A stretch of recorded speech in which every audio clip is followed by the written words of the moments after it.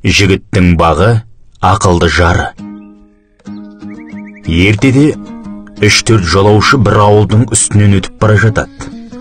Күн нұрын төгіп, таңғы тіршілік басталғанымен ауыл ояна қоймаған. Кедей ауыл екені көзге ұрып тұр. Тозығы жеткен киіз үйлер, қорада қамаулы санаулы қозылақтар.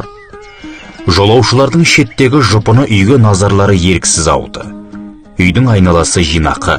Есігінің алдында ескі болғанмен көйлегі мен орамалы тап-таза келіншек әндетіп, самаурынға шай қойғалы жүр екен.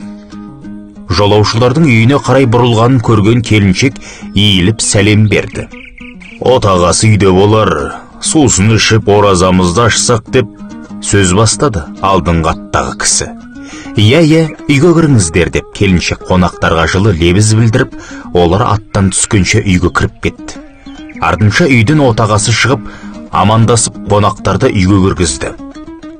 Амандық сұрасқан соң отағасы, үйдегі барыңда кел, қонақтарға деп дауыстады келіншегіне. Келіншек үндемей жүріп дастархан жайып, нанын қойды, шығып кетіп табағы пышағын қосып, қауын әкелді.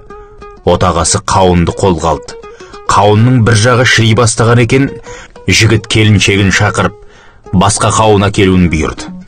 Келіншек үндемей қауынды алып кетті де, аздан соң қауынымен қайта кірді.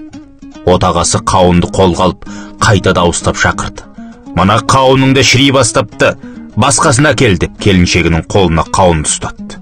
Жағдай қайталанды. Жігіт келіншегіне ашуланды. Келіншекте үн жоқ.